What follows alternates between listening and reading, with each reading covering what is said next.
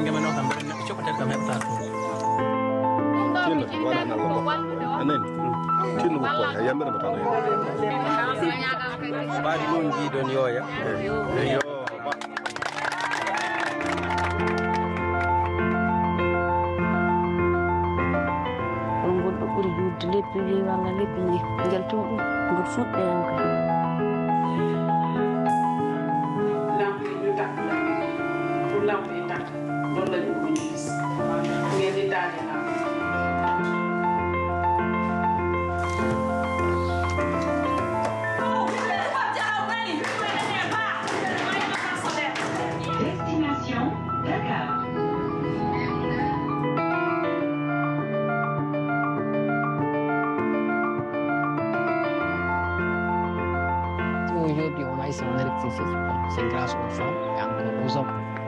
Oui, c'est nous qui leur donnons l'autorisation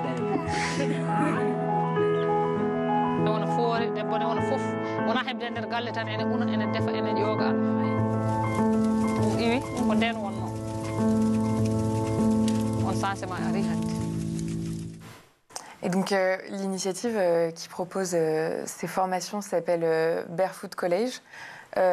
Comment est-ce que vous en avez entendu parler? L'initiative du projet vient de notre productrice qui s'appelle Isabelle Dagnac et qui avait entendu parler de Barefoot College, qui est vraiment une initiative indienne qui existe depuis une cinquantaine d'années et qui forme des femmes de zones reculées à travers le monde à l'électricité solaire en leur fournissant en plus un diplôme d'ingénierie solaire. Le principe est vraiment toujours le même, c'est-à-dire qu'ils demandent aux femmes de venir dans un centre de formation et de se former pendant 4 à 5 mois sur tous les principes d'électricité et d'électricité solaire. Ce n'est pas juste fournir des panneaux, c'est vraiment former les femmes qui vont ensuite le transmettre une fois rentrées dans leur village. Donc ça, on nous avait parlé de ça. Mais ce qui nous a intéressés à tous, c'est surtout le principe même de l'arrivée de l'ONG dans une zone reculée et qui va mettre un peu un grain de sable dans un engrenage. C'est-à-dire que là, nous, ce qui nous est arrivé dans le film, et ce qui était intéressant, en plus de la formation des femmes, c'est qu'on est arrivé dans un endroit qui n'avait pas beaucoup changé depuis des générations. Et avec Antoine, ce qui nous intéressait, avec notre productrice, c'était de voir, de suivre, d'accompagner cette transformation et d'essayer de comprendre par où elle allait passer. Là, il s'avère que le médium, c'était l'arrivée d'une forme d'électricité et surtout une demande de faire sortir les femmes du village. Mais ce qui nous intéressait, c'était vraiment de comprendre le processus de transformation. Et pourquoi ce choix de former les femmes plutôt que les hommes? Il y a deux raisons. Au tout début, ils formaient aussi des hommes et ils se sont rendus compte qu'en général, les hommes ne revenaient pas dans les villages parce qu'ils partaient avec ce savoir. Et voilà, les femmes sont attachées à leur village, elles ont leur famille, leurs enfants et elles reviennent. Et la deuxième raison, c'est pour aussi l'émancipation des femmes. Et voilà, parce qu'on voit que c'est des sociétés quand même très, très paternalistes, que ce soit ici ou ailleurs. Et du coup, ils se sont dit, tiens, on veut essayer de rééquilibrer ce qui marche un tout petit peu, mais voilà. En tout cas, c'est un début. Voilà. Et vous vous êtes concentré sur la région du Fouta-Toro parce que c'est que là-bas que cette initiative prend place? L'initiative de Barefoot College, elle prend place dans le monde entier. Nous, on nous a proposé de suivre en fait les transformations qui sont liées à Barefoot College, mais on ne savait pas où on allait avec Antoine. Quand on nous a dit go, on ne savait pas où ça allait se passer. Il s'est avéré que c'était au moment du confinement et on est parti au Fouta. Mais ni l'ONG... Pendant le confinement, le premier. Ouais. Okay. Mais ni l'ONG, ni la production n'avaient anticipé un tel refus des hommes à faire partir leurs femmes dans cette région-là. C'est-à-dire que dans d'autres régions, ça ne se passe pas du tout comme ça, en fait. Ça a été très spécifique à ce moment, à cette région. Et pourquoi, c'est absolument pas représentatif du Sénégal. C'est pour ça qu'on n'a pas du tout eu envie de faire c'est pas le portrait du Sénégal. D'insister non, c'est le portrait d'une zone. Et vous sauriez dire pourquoi? Alors, on le sent à travers tout le film. C'est lié beaucoup aux zones dans lesquelles ces femmes et ces hommes ont évolué, où il y a très peu d'écoles. Il n'y avait pas de réseau à l'époque. Et donc, le système a moins bougé, a moins évolué. Et les hommes et les femmes ont vécu dans un système très traditionnel qui se reproduit de génération en génération sans être soumis à de nouveaux questionnements d'évolution. Et ça donc le moindre changement peut être un bouleversement aussi. Exactement. Et dans le documentaire, on découvre que des femmes qui, pour la plupart, n'ont jamais quitté le village auparavant, quelles ont été globalement, que ce soit en off et dans le documentaire, les premières réactions des femmes quand elles ont entendu parler de cette opportunité de formation? Leurs réactions, on les voit pas vraiment en fait parce que elles osent pas s'affirmer du tout. Je pense qu'il y en a qui avaient envie de partir et on le voit à un moment dans le documentaire où il y en a une, elle dit d'accord et puis finalement son oncle dit non qu'elle partira pas. Elle, on sentait qu'elle avait envie de partir.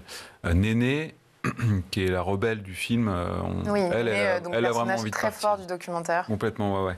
Et les autres savaient pas en fait. Elles savaient pas ce que c'était une formation. Elles savaient pas. Donc on peut pas imaginer qu'elles avaient envie de partir parce qu'elles ne savaient pas ce que c'était de partir. Ça fait des générations et des générations qu'elles sont dans leur village. C'est tellement l'inconnu total que... Voilà, ouais. Donc, au-delà de... aller à l'école, elles ne savent pas ce que c'est. Partir de leur village, elles ne le font jamais. Donc... Les hommes, eux aussi, ne sont jamais partis. Les hommes peuvent plus partir. En tout cas, eux, quand on dit partir, c'est même partir à 20 minutes. Oui, c'est déjà pour aller au marché. Ouais. Les femmes n'y vont pas. À part Néné, qui est rebelle, Oui. mais sinon, ou alors les femmes plus âgées, mais sinon, toutes, quand on voit les micro-villages dans lesquels elles sont, elles restent là. Voilà, au pire, elles vont au puits qui est à 5 minutes à pied, Oui. mais elles ne bougent pas, elles vont nulle part ailleurs. Et toutes les femmes du village sont concernées par l'initiative ou est-ce qu'à chaque fois, il y en avait une de sélectionnée? Comment ça se passait? C'est une sélectionnée par village. Et ils choisissent comment? Et en général, c'est les hommes qui choisissent, à part chez Néné, qui dit ce sera moi. Ce sera moi. Et sinon, théoriquement, alors l'ONG dit nous, on prend que des majeurs qui ont des enfants, etc., pour pouvoir revenir. Bon, c'est pas vraiment le cas dans les faits. Mais non, après, c'est les hommes qui choisissent et souvent, ils prennent une femme qui a une coépouse pour que le mari reste pas seul. Oui, ça, j'ai vu aussi. Donc, et une formation, ça dure combien de temps en moyenne? Elles partent combien de temps? Elles partent entre 4 et 6 mois. À peu près. Et c'est à combien de temps en voiture des villages? Alors là, est-ce que vous avez suivi un seul et unique village ou plusieurs? Non, parce qu'il y a 10 femmes qui sont parties. On en a suivi 3 principalement dans le doc. Oui. Mais 10 Donc, femmes, 10 femmes de 10 villages c'est 10 différents. villages. Et pour avoir ces 10 femmes, l'ONG, on voit la sélection au début, enfin que l'ONG va dans les villages, on en a fait 20, 30. Et puis après, plus pour essayer dans la... Mais et c'est à combien de temps à chaque fois en voiture pour elle? Alors, cette zone par rapport à Dakar où se passe la formation, il y a 7 heures de route. Donc c'est une vraie épopée pour elle. Ouais. Il y a 7 heures de route goudronnée et il y a 2-3 heures de piste.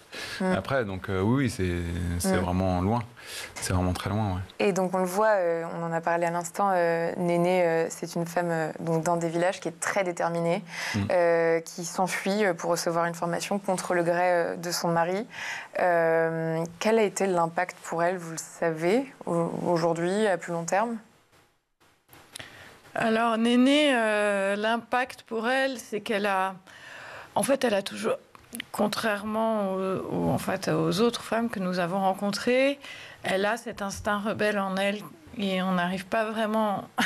On a essayé de savoir d'où ça vient, mais elle est comme elle ça. Elle est ultra charismatique, quoi. Elle est charismatique. Et en fait, Néné, c'est pas celle qui s'est le plus transformée à travers la formation. Pour être très honnête, elle était déjà... Parce qu'elle a déjà un gros tempérament. Elle avait déjà un tempérament. En revanche, elle a compris... En fait, elle a fait une transformation essentielle pour nous, en tout cas qu'on a compris, c'est qu'elle a compris par elle-même, parce que c'est elle qui l'a vu, que finalement le grand changement qui pourrait vraiment aider les femmes, c'est pas tant les lumières et les panneaux solaires que l'éducation. L'éducation, oui. Et ça, on a presque cette sensation avec Antoine qu'elle l'a compris, pas avec nous, bien sûr, on n'a pas cette prétention-là, mais on a assisté à ce moment où elle a dit non, mais en fait, ce qui pourrait changer notre avenir à nous, parce que c'est l'éducation, parce que ça permet aux filles de pouvoir dire non si elles savent lire et écrire et qu'elles ont 12 ans, de pouvoir dire non à un potentiel mariage. Et parce que sinon, la mère de famille ne peut rien dire dans cette tradition-là. Si le père décide de marier sa fille, elle ne pourra rien dire. Mais on peut même pas tant Enfin, on n'a pas à juger.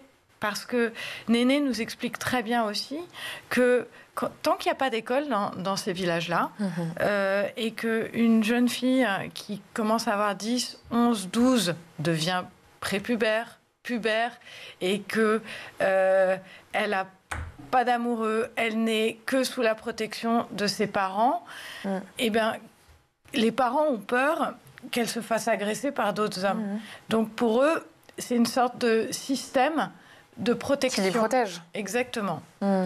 Alors qu'elle sait bien que si elle va à l'école, elle sera dans un cadre. Et en plus, elle pourra rapporter peut-être, éventuellement, de l'argent à travers son savoir au village. Et vous évoquiez des transformations que vous avez observées chez ces femmes, c'est peut-être le plus important à retenir. Qui, par exemple? Est-ce que vous pouvez nous donner un exemple? Alors, je pense que vraiment Aïssata, qui est une jeune fille qui avait 13, 14 ans, on ne sait pas vraiment, mais il y a un principe de l'écart d'identité, il n'y a pas beaucoup de cartes d'identité, donc elle pense qu'elle a entre 13 et 14 ans, Aïssata. Et Aïssata, elle s'est énormément révélée dans la formation. C'est-à-dire que c'était quelqu'un qui ne voulait pas partir au départ, qui a été un peu choisi la veille par le chef du village. Elle était aussi la coépouse. Et pour elle, elle avait peur, en fait. Elle avait 13 ans. Il faut pouvoir se projeter. C'est-à-dire qu'elle ne sait pas où elle va. Elle ne connaît pas la formation. Elle n'y voit pas l'intérêt. Elle ne comprend rien à ça. Et donc, le départ lui fait vraiment peur. C'est assez brutal. C'est brutal et c'était vraiment un arrachement, comme dit Antoine. Et en fait, Aïssata, c'était sur les 10 femmes, de ce que nous disaient les professeurs, a appris très très vite, a voulu apprendre encore plus, a voulu savoir encore plus, a apprécié l'école, mais très vive. Force très très vive. Et elle, quand elle est rentrée, c'est elle qui a eu, selon nous, énormément de difficultés à revenir. Parce qu'elle aimait son mari, elle ne remettait absolument pas en question sa tradition. Mais elle a vu autre chose. Mais elle voulait apprendre. Elle a vu autre chose, ça c'est vraiment le... Et ça c'est un bouleversement, j'imagine, pour la plupart d'entre elles. Et c'est pas du tout travaillé au sein de l'ONG. C'est-à-dire que l'ONG, son principe, c'est... Il n'y a pas d'accompagnement psychologique après, quoi. Derrière, non, elles sont liées... c'est vrai que c'est ce qu'on se dit, c'est le retour... elles se retrouvent avec des barreaux qu'elles n'avaient pas avant, parce qu'elles ne savaient pas ce qui... Parce que vraiment, maintenant, on ne pourrait plus faire le doc, parce que, en tout cas dans les mêmes conditions, parce que depuis, elles ont plus de réseaux, elles peuvent commencer à téléphoner à l'extérieur, etc. Donc, elles sont de plus en plus au courant de ce qui se passe. Ça a accéléré un peu le process, le fait qu'elles aillent à Dakar. Mais c'est vrai qu'elles connaissent des choses maintenant, elles savent ce qu'elles ne peuvent pas avoir. Après, est-ce qu'elles veulent absolument l'avoir? Est-ce que c'est bien qu'elles l'aient? Ça, c'est un autre débat. Ouais. Mais voilà, elles ont vu des femmes libres travailler, conduire une voiture. Et du coup, elles se disent, mais oui, puis pourquoi pas elles découvrent l'accès à l'eau courante. Ouais, c'est un confort aussi. Oui, et puis elles pillaient pas le mille, ce qu'elles font quand même toute la journée. Mais c'est très physique leur quotidien au sein du village. C'est très physique. Mais les hommes n'ont pas bougé, en fait. Et donc, voilà, nous, on ne voulait pas... c'était important pour nous qu'on n'est pas là pour juger. Avec Antoine, on a observé une situation. On essayait de comprendre, en fait, le principe même de la naissance du libre arbitre, d'une certaine mesure. Et c'est passé par une forme de révolte chez certaines, de colère, de frustration. On s'est même inquiété à un moment pour Aïssata, la jeune... De l'après? Ouais, elle était vraiment mal, hein. Elle n'était pas bien, en fait. Quand elle nous dit... Vous avez des nouvelles aujourd'hui? Oui, on en a. Alors, c'est celle dont on a le moins de nouvelles parce qu'elle a plus de téléphone. Mais Néné et Hawa, on en a presque tous les jours, en fait. Aïssata, elle est maman maintenant. Et Aïssata, ok, très bien. Peu de temps après son retour. Oui. Elle est devenue maman. Et plus globalement, parce qu'on voit pendant le documentaire que vous les suivez pendant la formation, mais est-ce que vous savez quel a été l'impact de leur absence sur la communauté? Ces longs mois, ces hommes désœuvrés, abandonnés. Moi, désœuvrés, abandonnés. Non, mais est-ce qu'ils ont réussi à cuisiner déjà? Parce qu'on sent que c'est le gros sujet. Non, mais oui, en fait, c'est un faux sujet. Quand, à un moment donné, Alassane, le mari de Néné, dit si tu pars, qui va me faire à manger? Oui, c'est ça. En fait, Néné, elle fait plus à manger depuis bien longtemps. En fait, ses filles font à manger. D'accord. Voilà, c'était juste une excuse. C'est le symbole, quoi. Ouais. Mais ses petites filles font à manger. Voilà, donc il y a franchement et puis pareil, Hawa, il y avait sa coépouse. L'impact, à la limite, c'était presque le plus dur pour sa coépouse qui se retrouvait toute seule à faire des charges pour deux finalement, parce que c'est pas pour ça que le mari allait en faire plus, quoi. C'est non, les maris je pense qu'il n'y avait pas énormément d'impact, il y avait de l'inquiétude. Le chef du village d'Awa nous dit à un moment qu'ils ont surtout peur de comment elles vont revenir. Oui, c'est ça, parce que après coup, Néné s'enfuit plusieurs fois. Enfin, je sais pas si elle repart, ouais. Pour de nouveau se former ou En fait, il y a une. Bien sûr. Il y a une situation qui se passe quand même dans ces zones-là, où on nous a beaucoup demandé, mais est-ce que la modernité, machin, est-ce que ça déstabilise pas les villages ? Nous, on est très heureux de ne pas être rentrés dans ce débat-là. D'accord. Parce que de toute manière, il y a une histoire de ressources naturelles qui s'épuisent. Les puits sont de plus en plus à sec et les saisons des pluies de plus en plus courtes.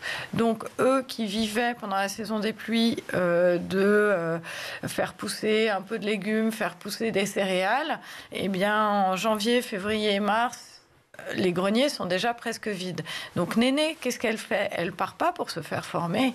Elle part pour aller travailler dans les champs, à quelques centaines de kilomètres de là. D'accord. Elle n'est pas toute jeune. Elle revient tannée comme ça, avec des bras comme ça, pour pouvoir échanger son travail contre du riz, contre des vêtements, contre du savon, contre plein de choses. Son mari, il fait le malin et dit « t'es encore partie ». Quand elle revient avec ses gros sacs, c'est vraiment pour nourrir le village, en fait. Donc, il n'y a pas le choix. Elle sait que son mari, parce qu'il n'a pas le choix, la laissera revenir avec ses sacs de riz, de vêtements. C'est ça qui parle beaucoup, mais in fine, elles reviennent et puis ils s'en accommodent. C'est incroyable.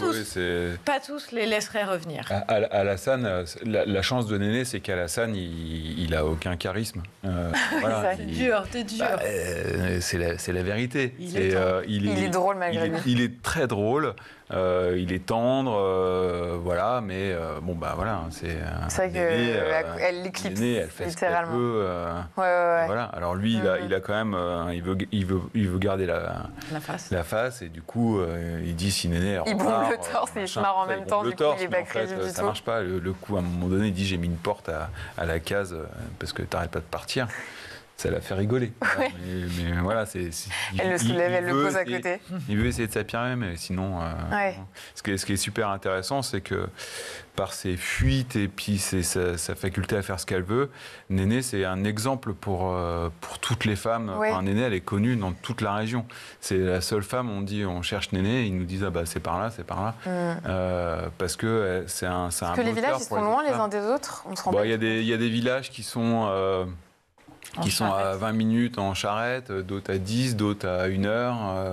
Voilà. Et est-ce qu'il y a eu des villages où le village, et les hommes du coup, ont vraiment réussi à empêcher les femmes de partir ? Oui, bien sûr. Ah bah oui, ça, il y en a plein. Une majorité ? Presque. Bah ouais, non, c'était au début... Et qu'est-ce qui fait qu'à un moment, les hommes cèdent ? Les panneaux solaires. Ils font une colonne des pour et des contre et ils se disent qu'in fine, ils auront de la lumière et que... c'est ça, ouais. Après, ils sont pas tous pareils. Hein. C'est pareil, en fonction des villages, on peut pas dire tous les hommes sont comme ci, tous les hommes sont comme ça. Il y a des chefs de village qui sont beaucoup plus ouverts. Ouais. On le voit, le chef de village de Néné de Awa. Et de Awa. Ils savent qu'il y a un intérêt derrière, etc. Le chef du village de Néné, c'est lui qui dit à Alassane allez, laisse-la partir, pour le bien de tous. Voilà, il faut aussi lui faire confiance. C'est lui qui est prêt pour l'école d'ailleurs. Oui, c'est lui qui l'aide à la fin pour une école. Il y en a qui sont vraiment très ouverts. Et lui d'ailleurs, et son frère, ils laissent. En tout cas, ils envisagent de laisser leurs femmes partir travailler pour avoir une rémunération. Voilà, donc ils sont. Voilà, c'est pas tout blanc, tout noir. Bien sûr. En tout cas, c'est quand même une forme de bouleversement à plus ou moins grande échelle au sein d'un village. Ouais, complètement. Et vous pensez, vous, que ça va signifier quoi pour l'avenir de leurs enfants, par exemple, et plus particulièrement les jeunes filles des villages ? Est-ce qu'il y aura forcément un impact ? Pour nous, l'impact, il viendrait vraiment de l'école. Ouais. Parce que, en fait, ce qu'on a compris dans le film avec Antoine, c'est que c'est pas les lumières rapportées au village qui vont changer les enfants à venir. C'est le déplacement de ces femmes à découvrir qu'elles pouvaient apporter rapporter quelque chose de vraiment utile pour leur communauté, mais surtout qu'elles pouvaient apprendre, qu'elles pouvaient être autonomes, qu'elles pouvaient être ensemble, qu'elles pouvaient discuter entre elles de sujets dans lesquels il n'y avait pas les hommes. Au-delà avec sa coépouse, avec sa belle-mère, voilà, elles se sont retrouvées. Donc c'est ça qui a transformé les femmes mais malheureusement, si elles reviennent dans un univers fermé où elles doivent refaire les tâches ménagères, refaire tout comme avant et juste gérer les panneaux solaires, ça ne fera pas forcément évoluer les générations futures.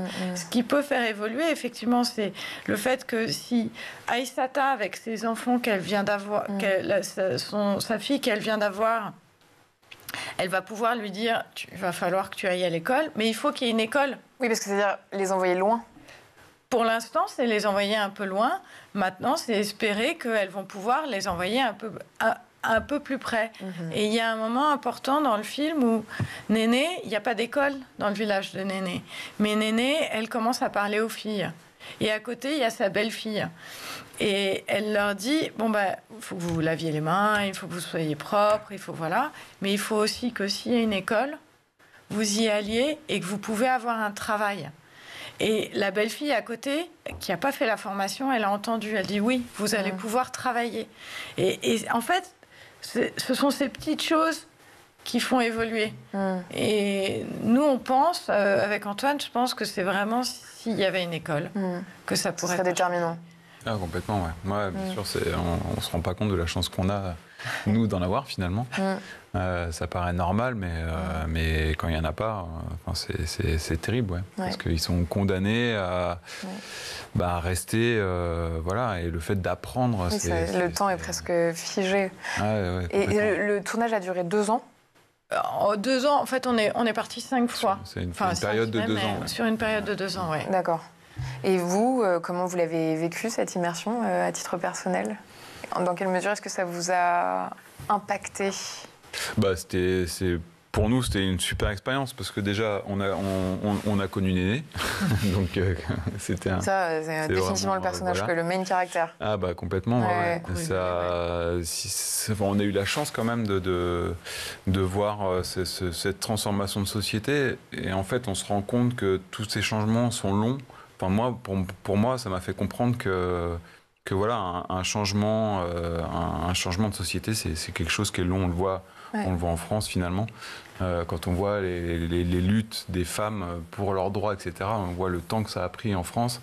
On ne peut pas se dire qu'en une formation à Dakar, les femmes elles vont revenir et tout va changer.